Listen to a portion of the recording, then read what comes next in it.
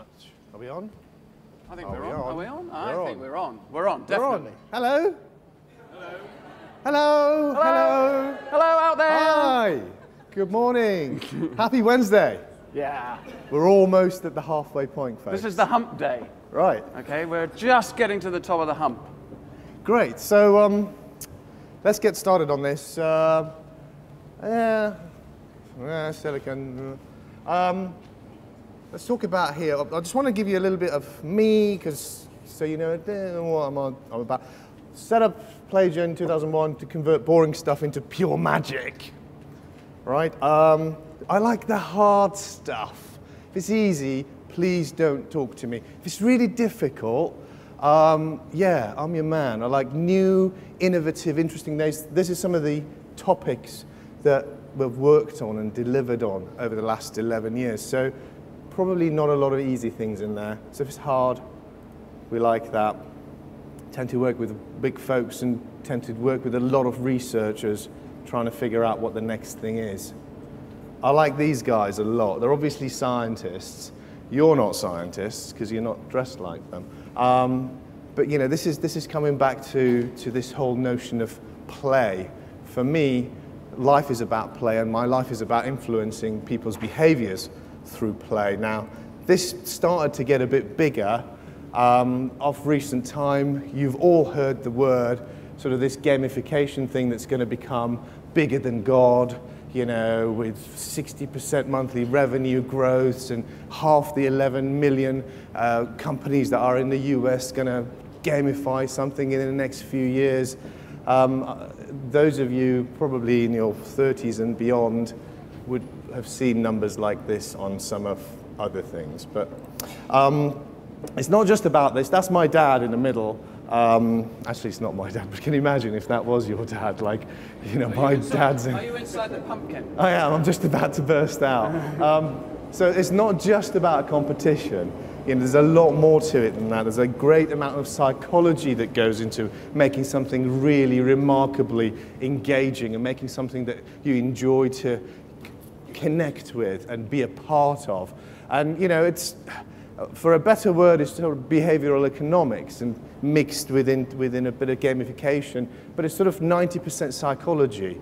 And those of you who do experience design would kind of recognize this, I hope. But essentially, we're trying to get people to do more of what we want them to do. I just wanted to plug this. People said, oh, well, you've been making games for 26 years. How do you do it? Well, I made a game so you can make games. This is a game-making game. It's a meta game. We've gamified gamification. If anybody wants a pack, just come and talk to me later, and we'll certainly give you a pack, and this will help you turn anything into a game. That was my 60-second intro. Awesome. So the site, the email, and my @ and I'll just hand over to Andrew. It's great to be here, actually, alongside the original Tech City entrepreneur, Kam Starr. As we've said, that we're all entrepreneurs here in Tech City, and it's fantastic and inspiring to have some of the people over from Silicon Valley. The hairs on the back of my neck started to rise when we were hearing about what was going on in Facebook and the dynamics of the way in which they work. It's really cool, and we want to make sure that we bring an injection of that over here, which is wonderful. It's great to have that here. I'm the Tech City champion.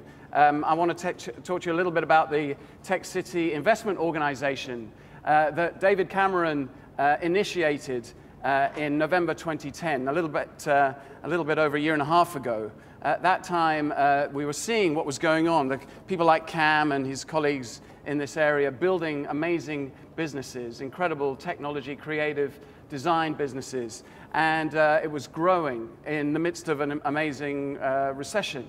And everybody started talking about Silicon Roundabout, and I actually have a bit of a problem with Silicon Roundabout. It started as a little bit of a joke. It's a typical British thing to look at something like what was going on here at that time and say, well, you know, let's talk about Silicon Roundabout and Silicon Valley. Two things are interesting and great, and Silicon Valley is an amazing place. Silicon Roundabout and what we now call Tech City is very, very different. But it's certainly incredibly dynamic, and we're going to talk to you a little bit about that. In terms of where we're sitting, we're going to go through a little bit of the history in a second. But what we talk about when we talk about Tech City, we mean the area around the Old Street Roundabout and Shoreditch High Street and the Shoreditch Triangle, stretching out though to Stratford and the Olympic Park. If you remember, it's the 2012 Olympics this year. If you haven't noticed, and we've put £9 billion worth of infrastructure into creating new high-speed broadband and new connection lines and new train lines into this particular area. Everybody's going to be going through that. And you know what? That's exactly the kind of fuel that the kinds of businesses that are coming up in this area are going to need. Okay. Right, okay. Shoreditch. That's where we are, folks. Shoreditch, that's what it was called. Quite literally a shithole.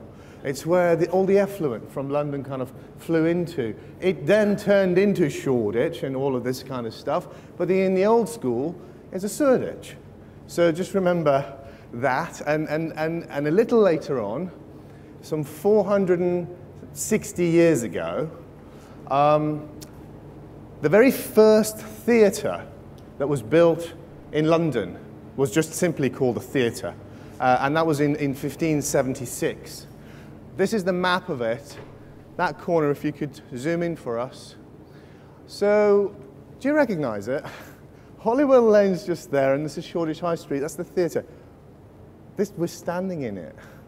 This is practically where the very first theatre in London was made. Right here on this spot. Pretty much. It's just a little close enough. Which is absolutely amazing. It was the first permanent playhouse in Britain. And if you recognize that chap, well, his first plays were performed here. So the history of this place and creativity goes back a very long time. And this kind of leading the very edge of connecting with audiences, the very first playhouse in the country, this is rich history that you won't get in other places. Move forward a little bit, so to 19th century, a lot of production works, ironworks, folks tanning their leather because they couldn't do it in the city, having to do it just outside the city limits. A lot of cloth makers and clothiers coming into the area, and textile folks. This is from 1930s, is a cotton warehouse in Shoreditch, and actually a lot of the things that they were doing for the cotton, the mechanical things that we're using, were also quite akin to the print press. So the natural progression when textiles started to move was to actually start to do the print press stuff, and actually that's where the design comes from, because people were doing print press, then they started to do the design stuff. So again, if you look at the history of why we are at the very edge of creativity here, this isn't something that's happened in the last 2 weeks. This is going back centuries and years and years. So this is Shoreditch in 1938. We're actually just there. That's the T building. There's the broadband for 1938. It's a bit slower than today's broadband, but all of these folks creating many, many things and it getting shipped out. Of course, the printing stuff didn't stop. And these days, if you just lay still for a few minutes, someone will come and print something on you. So when we talk about why it's happening here in Tech City, what's going on and why is it actually centered here? It's been really fascinating. You've seen a bit of the history, but what we were left with after the war was a pretty downbeat area with some big buildings. People started making textiles and those kinds of things, but in the 60s, 70s, that kind of went away as well. And so we ended up with some big warehousey kind of buildings, a very low rent environment. And in the 90s, the Bohemian set moved in. The Damien Hirst and the Tracy Emin's came here and had their parties because it didn't matter. You could put a big art installation in one of these buildings, have a party, trash the place, and it didn't matter. It was great. And then we had a huge influx of cosmopolitan people. It's one of the most cosmopolitan environments in the whole of London, East London. And yet, it's just 5 minutes walk to the City of London. Actually, some of you came by tube might have got off at Liverpool Street, which is exactly the same place where all the bankers get off. But if you just walk up the street, here you are right in the middle of Tech City. So we're seeing a huge influx of creative and bohemian people moving into the area. And at the same time, at the end of the 90s, beginning of the 2000s, the way we use technology started to change. It started to become much more graphical. We started to play games. We started to design a better way of using computers. And the things that became much more important about how we developed technology was the actual interface, the design of the environment. So those creatives and those designers became much more important to the way we use technology. The mashing together, as we heard in the speech a little bit earlier on, of creative designers and technologists started to spawn amazing new businesses. They started to work in co-working spaces, places like the Hoxton Mix and Tech Hub, one floor of a building where you might have 50 or 70 businesses, all working together, all collaborating and building new stuff. So what's going on? What's actually happening? Well, in 2008, if you walked around this area just a few years ago, there was about 15 creative technology and digital companies. In 2010, when David Cameron made his announcement, there were actually 170 businesses of tech, creative, and digital organizations in this little area. And as we stand here today, there are over actually 800 tech, digital, and creative companies in this tiny little area of East London. What are they doing? Well, I want to show you a little thing. I mean, there's a great little company just across the street called Us2. I don't know if anybody has heard of it. Amazing digital marketing organization. Their CEO, fabulous guy. His office is actually inside a Wendy house. Inside his building. Amazing creative. Two of them were designers. They came up with, first of all, this little app. It's one of the best rated apps on the App Store. You can talk into it and you get a little mouth and it talks to you about it. Well, that sounds really interesting, but it's a really cool little app, and it's really great, and it's very well regarded. But one of the other things that they do is they work for large companies, and I want to switch to an ad. Their ability to create amazing applications and do fantastic design wins them business for building applications. You've probably heard of the new Barclays Ping It application, where you can just send money using a phone and a telephone number. So this is the basis of a new marketing campaign for Barclays. Where you been, Steve? What? It's been a long time, hasn't it, Stevie boy? We've been looking for you. Is this your wife? Pretty lady, Sarah, isn't she? Look at me! When I'm talking to you, Steve, look at me. Okay. Do you remember paying for a certain pizza last week? Extra pepperoni? No, that's because you didn't. My generous employer, your mate Gary, lent you something in the region of £4.25? Yeah, of course, sorry. Don't touch me, Steve. Here's what's going to happen. You're going to take out your phone. You are over 16, aren't you? Yeah. And download the app Barclays Ping It. Then you're going to type in Gary's number and send him his £4.25. All right? Good boy. Right then, I'm off. I've got a piano lesson in half an hour. Oh, and Steve, say hi to your wife for me.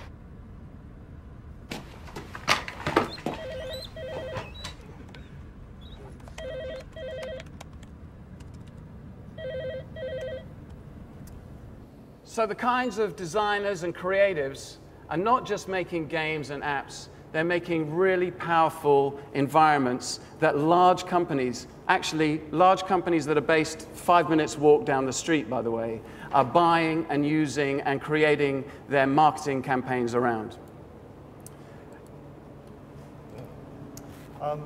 Okay, so Silicon Valley, Silicon Roundabout. Not really the same thing. Not nearly the same thing. Very different history, very different mindset, very different attitude, a completely different fabric. I think, you know, the similarity is there. You can see how it looks just like Shoreditch. That obviously just looks like where that is. But there are serious similarities too. Yeah, I think the thing that we're finding, and when we were given the title of this speech, Bringing Silicon Valley and setting up a new London version of Silicon Valley or whatever it was, I was a little bit uncomfortable with that. You know, Silicon Valley is an amazing, unique place full of incredible people, great designers, great technologists, and London and Tech City is a similar but very, very different place. The drive is very much more creative. The drive is very much more fashion related.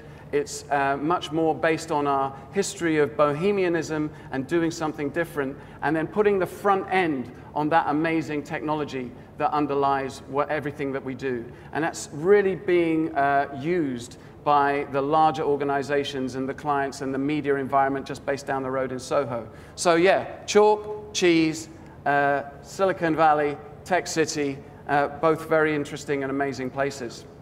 So what are we doing in order to develop it? One of the things that is absolutely similar between the two things is that the contents, the recipe for building a digital cluster like Silicon Valley or like Tech City or like the New York cluster are very much the same. We need to encourage large corporates to come into the area, and that's very much what the government is doing, and we're working with organizations like Facebook, Yammer, Twitter, Google, who just set up their campus up the street, to come in and be part of the ecosystem, because these smaller entrepreneurial businesses need those large organizations to work with, partner with, and also as potential acquisition targets later on.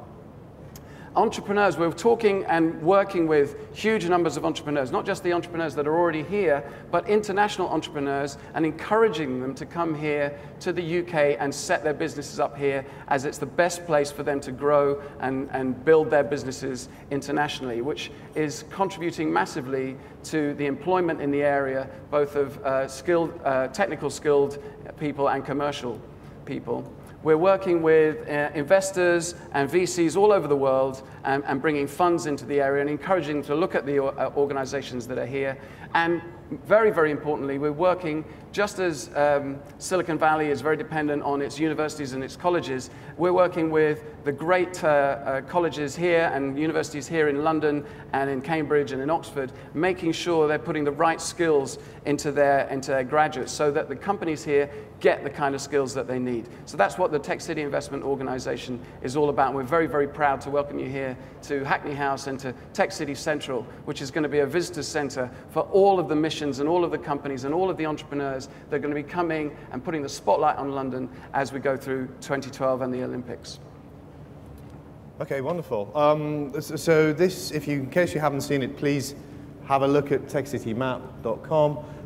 It's an effort to map the area where we walked around, knocked on every single door, found out who was there, and it kind of self-perpetuated from there. There's almost 1,200 companies on it at the moment. You can roll over any company and see who's there. It's a wonderful resource to find all the people who are in the area.